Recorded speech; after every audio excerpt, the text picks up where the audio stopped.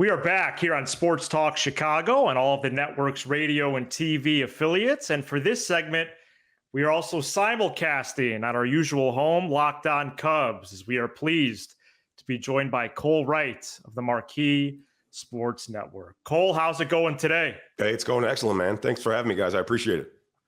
Absolutely. We really enjoy your coverage on Marquee. We're going to get into the offseason, the upcoming year, and we might even squeeze in a Bears question or two at the end. Sam, take it away. Oh, well, Cole, it's great to have you on. I got some there's going to be some surprises throughout this interview that might make you laugh a little bit if you have a good memory. But my first question to you, and I think I could speak to most Cub fans, is, how would you rate this offseason? High expectations, the Ohtani murmurs, all these big-time guys, and how do you feel about the guys that they got? Do you think this team got better? I think they did. I mean, I think just bringing Cody Bellinger back, first and foremost, makes this team just that much more of a threat. I don't know about you guys, but I was never team Shohei Ohtani. I mean, what it would have done marketing-wise would have been fantastic. But, I mean, you look at the King's ransom that he demanded, and, I mean, you can get multiple players with that. And I think that's one of the things that Jed and Carter have expressed, all along during their tenure in the front office, smart spending. And spending that money on one guy. I mean, obviously everybody didn't know that the deferment was coming afterwards. So I think that it was a case of, okay, let's spend X amount of dollars on Shohei Ohtani. Will it be 400 million, 500 million? Eventually it was 600 plus million. And that's currently where the Dodgers are at. And if that's an albatross that they're saddled with for decades to come, then so be it. But I just don't think that was a smart move when it came to spending. Now, when you look at the Dodgers, all the money they spent in the offseason, if they don't win, shame on them. Because, I mean, that's like rolling into a slingshot fight with a fully automatic weapon. I mean, if you don't win that one, you have a serious problem on your hands. Cole, the Cubs have a real opportunity, and I always get a kick out of your analogies. The Cubs have a real opportunity to build on a season last year in which they almost made the playoffs, and there's a solid core in place. The so-called bigger names, Happ, Horner, Bellinger, Suzuki, Swanson, Morel, Steele, Hendricks, Alzolay. That's a pretty solid core on paper. What is your view of that core entering this year? I mean, I feel good about it. I mean, anytime you look at when you look at guys like Nico, Dansby, Cody, Happer, and Seiya, that's defensively pretty doggone good. I mean, that's 4 Gold Glovers and a guy who has multiple Gold Gloves in Japan on the field at the same time. And if I'm not mistaken, I don't think there's any other teams who boast that same kind of resume. I mean, I might have to go back and right now and just take a double check and look. However, when you have guys who can pick it like that, it makes the game just that much easier. When you make defensive plays and you have guys, and it gives your pitcher a sense of confidence out there too.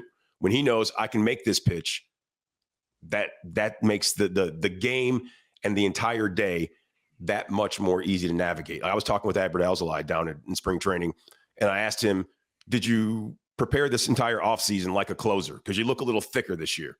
And he said, no, last year I was all about preparing myself as a reliever. And he said, well, if I'm going to be a reliever, I want to be a closer. And in thinking about that, I said, okay, since you're a closer, I'm like, do you think like a closer where I'd rather throw 75 pitches and get 3 strikeouts, or are you cool with 3 rollover ground balls? And he said, that's the one thing that I have carried over from being a starter. Like, I want to be economical. Like, I'll throw you in on the hands and you'll just hit a weak little chopper to Dansby and he'll shoot across the diamond and boom, just like that, there's 1 out. So I just feel like when you take a look at, the defense as far as these guys are concerned, it gives pitchers a sense of calm. And when they're able to go out there and do their job and not think, well, if I don't do the right thing with this, it's going to get smoked, through the 5-hole. No, you have Dansby there. He's a Gold Glover. 4-hole. There's Nico. Boom, you're fine. And someone puts one in the air to left, Happer's 1 back-to-back. So, and we all know what Cody Bellinger can do. So I just feel like this core right here is what this team needs. And I feel like this, and I'm not going to say, okay, because it's a winnable division. No, I think that this team really is solid and legit. And if every one of these guys has the kind of year that they've set out to have on paper, if they're looking to have the kind of season that they know they can have, a career year. I mean, I know sometimes that's a roll of the dice if every guy has a career year. But when you take a look at the clubhouse chemistry, I think that's going to be a key contributor to these guys having the best years of their career. And even if it's not the best, if it's the second best or the third best, if all those things fall into line, this team could be a real force to be reckoned with. When you have a good core group and you have good players, you need a skipper that gets the most out of them. And what was it, about November 6th, something like that? Mm-hmm. What was, Cole, where were you? And what was your reaction when, in my opinion, the biggest or most shocking news of the Cubs offseason was the Cubs had let go of David Ross and then hired Craig Counsell? What was your reaction to that? Well, it's funny because I was off that day and my wife was off too. And if my wife wasn't off, chances are they probably would have called me and there would have been a ringing phone because I was awake. We were going to get something to eat. We went and got breakfast, came back, and I was watching a DVR of Price is Right, as I usually do. I mean, if you're not at work, it's just like a sick day home from school, right? Price is Right is on. Let's roll. So I was watching Price is Right. My phone rang. I saw, like, who's this? It was my producer, Nick Steger from Marquee Sports Network, senior coordinating producer. And he's like, we just hired Craig Counsell. Come on, let's go. So I threw some clothes on, jumped in the shower. Not in that order. Jumped in the shower and then threw some clothes on. That would have been nuts. Yeah, put clothes on and then jumped in the shower. Went to Marquee Sports Network, soaking wet. No. So, excuse me. Different type of a show. My voice is blown out because I was at my daughter's softball tournament this weekend, her first tournament of the year in Texas, and they won. Oh, by the way, they took out some of the top teams in the country. So I was doing a little bit of cheering this weekend. My voice was a little blown out. So. Save that voice, though. No doubt. But yeah, that's what I was doing. I was watching Price is Right, got the news, went in, knocked out breaking news. It was a lot of fun. Cole, we're talking a lot about the rotation lately, especially in light of Counsell announcing on Tuesday that Jamison Tyone is likely not going to be present that first or second time through the rotation to open up the campaign. We know about Justin Steele. We know about Kyle Hendricks. But after that, I would say there's some question marks, which isn't exactly settling. So Steele, Hendricks, and then what are you looking at right now with the rotation? There's some of the younger guys. I mean, when you take a look at Jamison Tyone and what he would bring to the table, you look at his second half last year, and I mean, it was pretty good. He was one of the better pitchers in all of baseball, and I just feel like right now it's kind of a work in progress. I mean, if you're Craig Counsell, you go and you look and see all these young guys who have pitched well, and if you can put them all in one category and put the other ones in another and say, all right, these guys have earned their keep. These are the guys that I want to roll with. These are the guys that have earned their spot in that rotation, because it's still a work in progress. It's not going to be what it looks to be until maybe middle of April, maybe mid-May, if things go as planned. And that's the thing. Are they still going to pick someone up? I know Jordan Montgomery and Blake Snell are still out there.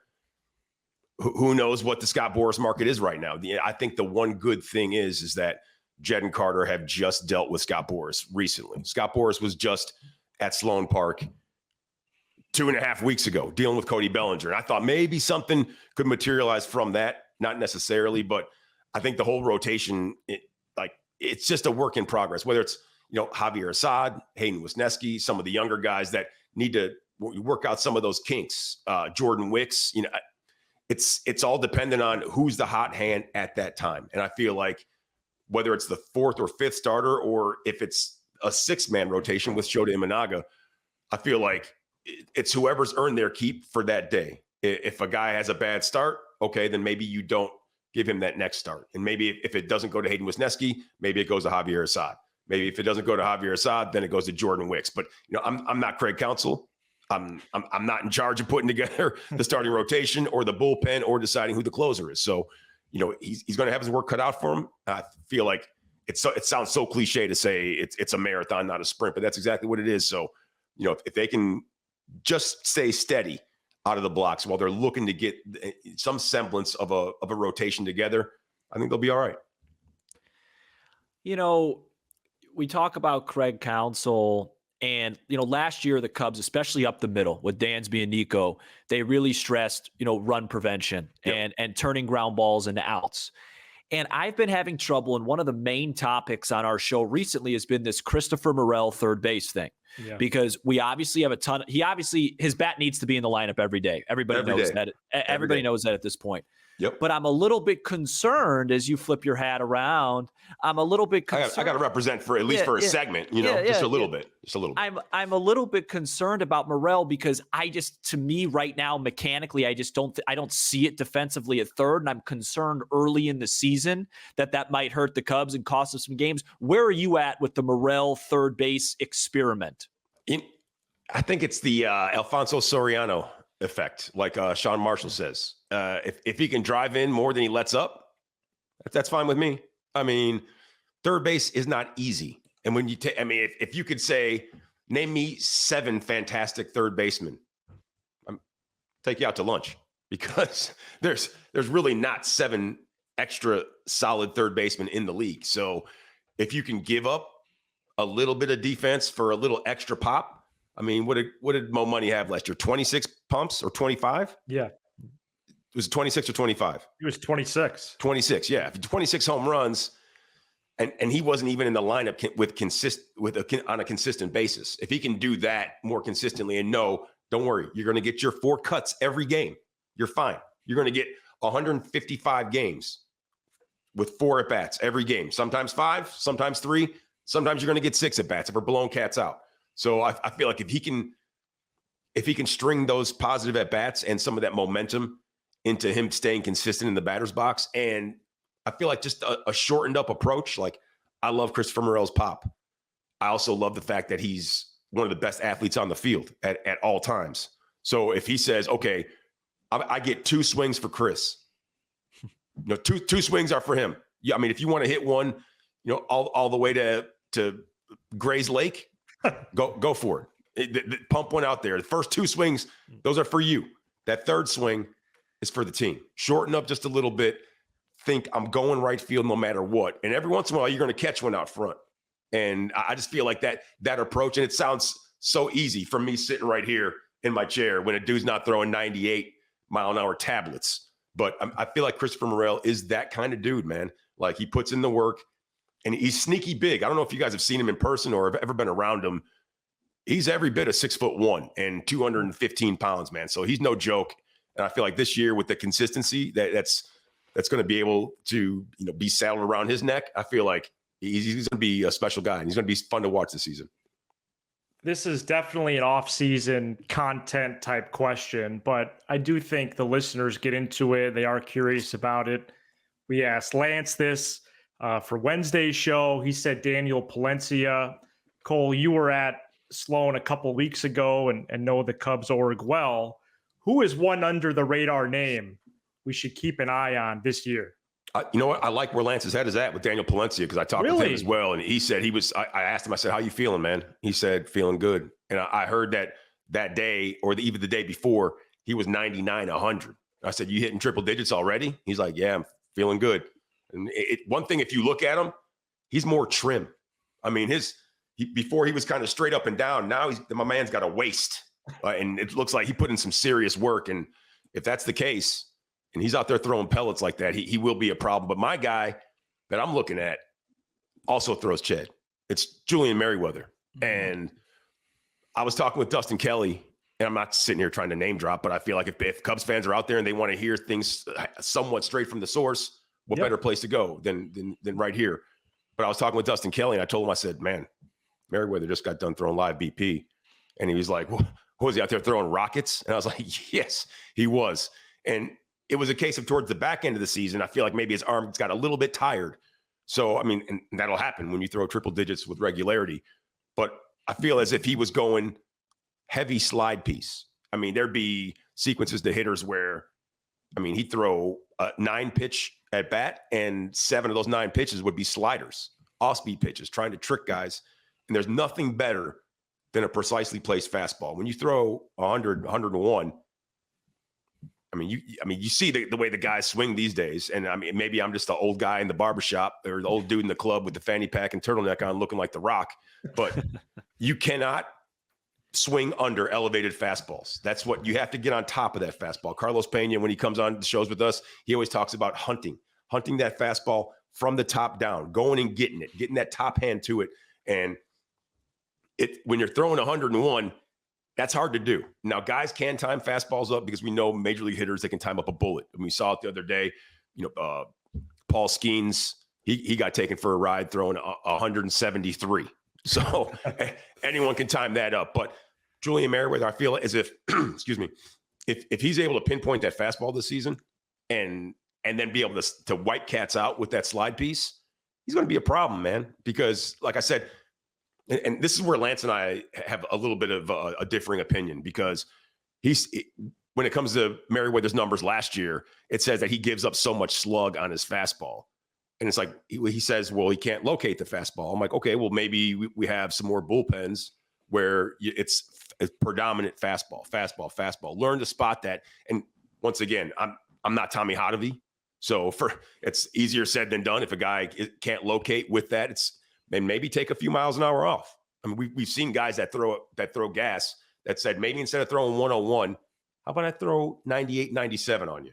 And then we can pinpoint a little bit more. And that fastball that's on the corner that you can place and spot, that makes that slider look just that much more devastating. So Julian Merriweather, that's my guy. Before I ask my next question, I think it is our responsibility, especially with a professional joining us, Matt, that I have to break some breaking news. Whoa. Down south, the White Sox have traded Dylan Cease to Lil Cease. San Diego Padres. What? Yeah, that just broke. Weird landing spot. Terrible. Yeah, according to Jeff Passan. So, wow. Any instant reaction, or should we move on? I mean, not for nothing, but yeah. I mean, they had an absolute wrecking crew last year and did nothing on that team. No kidding. Nothing. And them and the Mets. No shade on Bob Melvin, but Bob Melvin has a team of all-stars, can't compete, loses his job, and then or not necessarily. Did Bob Melvin? He was still the skipper. He left as a free agent, technically. Yeah. It's like, hey, you didn't do anything with a murderer's row, so let's give you a job on another team. Like, right. What? Yeah, it makes no sense to me, man. And the White Sox didn't have a great campaign. Well, I hope they got a haul, because the Padres, I would have never expected that. Yeah, and they didn't report that. But Matt, I'm going to ask the question that I've been waiting to ask the entire time. Cole, you do the post game. There's a lot of games, so if you don't remember this, please don't think I'm offended. But I think you're gonna. It was June, and it was in Pittsburgh, and this tweet you pulled up on the show. It reads, if Tucker Barnhart hits a homer today, I will give anyone who retweets this 2 Cubs tickets to a game of your choice. Okay. Do you remember that was the day that Tucker Barnhart hit a home run? Bridge City. I feel like I do remember that. And you guys... I think I said that you were on the hook for that, right? Yeah, That's and it was me. That was me. Did anyone retweet it? Oh, it went very viral, Mr. Wright. And I just want to say... are you trying to see if I can help you get some tickets? Or No, that's not what I'm saying. You actually defended me. You actually saved me. Because it was on the Marquee Air. Yeah, you said... only the first person that retweeted it. That's what I meant, and it was a typo. And so you read my Twitter, and actually, whatever you did, you actually saved me. So I ended up getting 6 people tickets. Nice. For it, but I just thought it was really one of the funnier moments. Correct? These were good seats. I work hard. Nice.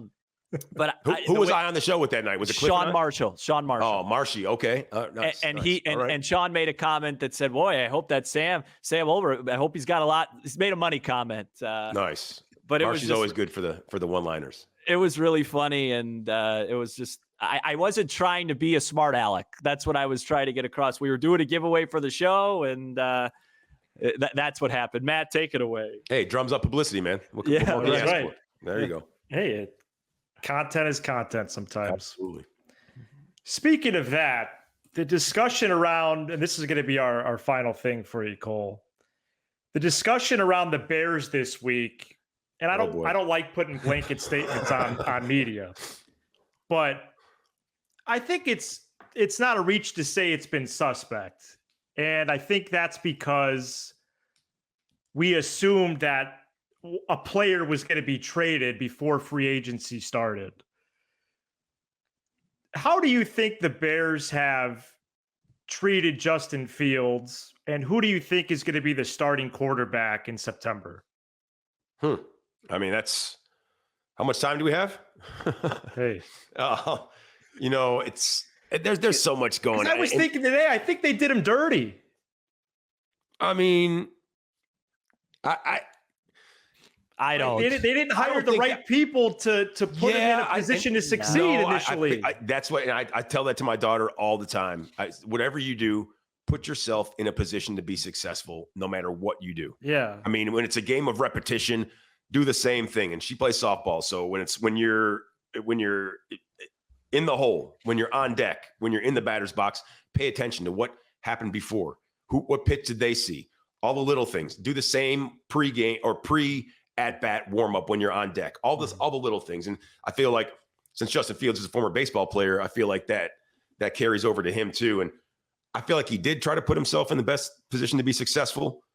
I just feel like there were little things that were sometimes somewhat glaring that you would look at and be like, would Patrick Mahomes do that?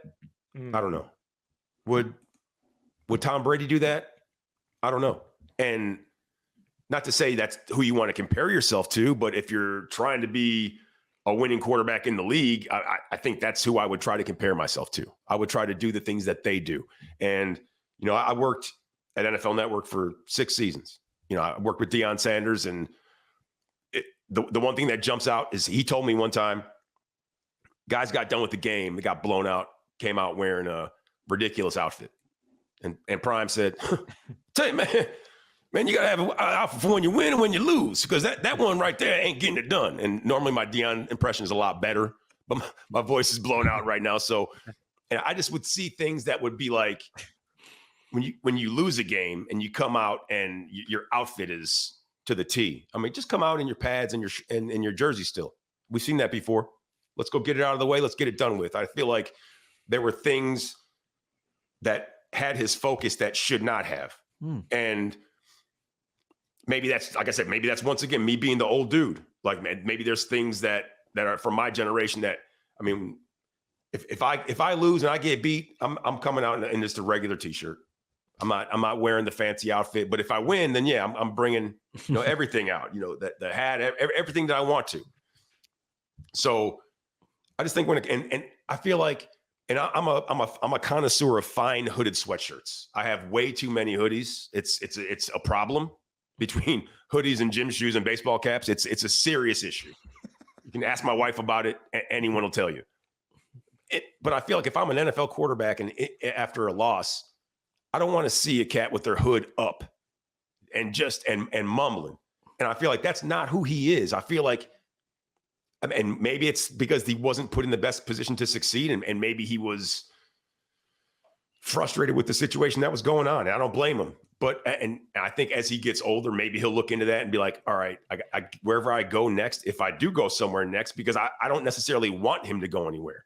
If Justin Fields was able to stay as the Bears quarterback and they draft Caleb Williams, and you have a potential of, okay, let's both of these guys, let's let competition have that cream rise to the top. Now, I don't necessarily think that that's what's going to happen. I mean, I don't know. I'm not in Kevin Warren's office. I'm not in Ryan Pohl's office. I have no clue. But I just feel like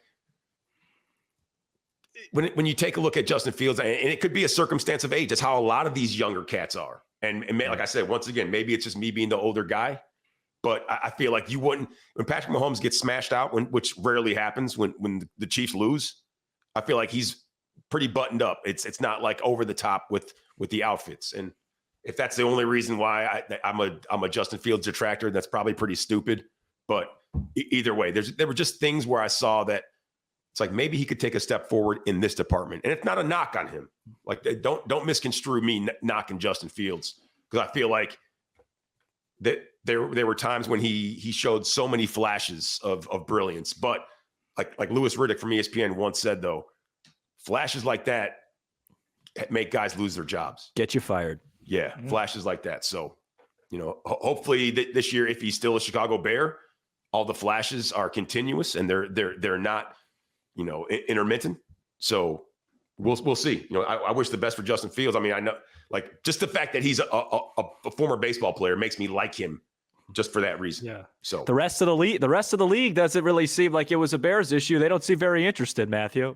And guys who know a lot more about football than I do have given me some nuggets about that same situation. Like they see certain things, they see certain holes. But once again, I'm not a football talent evaluator. I'm not. Who's the quarterback coach? George, what's his name? My man who's out on the West Coast who has cats running around in the ocean, with the ball high and everything. I don't know. We'll figure it out here later. Yeah. Everybody, George Whitfield. Everybody goes to George Whitfield. So I mean, once again, I'm not a quarterback evaluator. I'm no talent scout. But when you hear Caleb Williams, when you hear him vocalize his feelings, I just feel like that's more suited for a market like Chicago. I mean, this is the third largest media market in the United States, man. I mean, if you want to be here, you have to be marketable. And I know Justin Fields has commercials, but it's not like, oh man, it's like, did you see his personality? It really came to the forefront. And I know that's not what it's all about. You don't necessarily to be a quarterback in the NFL, you have to have a personality. But I mean, isn't it? It's pretty fun to see Patrick Mahomes and Andy Reid in those commercials, for whatever it is, because they're in commercials for everything. So. Well, the curiosity is flowing on the lakefront with the Bears, and I think the optimism is too on the north side. Cole Wright, thank you so much for being on. We didn't even us. talk about potential new stadium. I mean, what is it going to be on the lakefront? Is it going to be in Arlington Heights? I mean, it seems as if Arlington Heights. It's not going to be in Arlington Heights. Yeah, it might be in Naperville for all we know. No. I heard that when I was in high school. I don't think that. I mean, it's funny though when you think of Arlington Heights. I mean, there was so much to do about the old racetrack and everything, and now that seems to be shuttered. So I mean, if they do build a new stadium right on the lake, I mean, I've seen some of the renderings. They look pretty fantastic. I mean, if you could pull up your yacht to the field and watch a game. I mean, if they're playing the Ravens and Steve Bisciotti pulls up his yacht, that'd be fantastic. Jerry Jones and the Cowboys, unbelievable. Because at the owners' meeting in Boca one year, Steve Bisciotti drove his yacht from Baltimore down and pulled up right at the Boca Club and Resort. And it had like a helicopter on it. And I feel like Jerry Jones looked at it and was like, all right, I'm going to get me one just like that, but bigger. And sure enough, that's exactly what he did. So, but I mean, if you could pull up your yacht to the new Soldier Field, that'd be pretty sweet. So sorry for getting us derailed and adding time onto this, guys. No, don't apologize. We had a really good time, and check out Cole's coverage of the Cubs and the Bears on Marquee Sports Network. And he will be calling Thursday's spring trading game on Marquee. Cole, thank you so much. Hey, anytime, fellas. Good stuff. For Cole Wright, for Sam Olbur, I'm Matt Cozzi. We're out.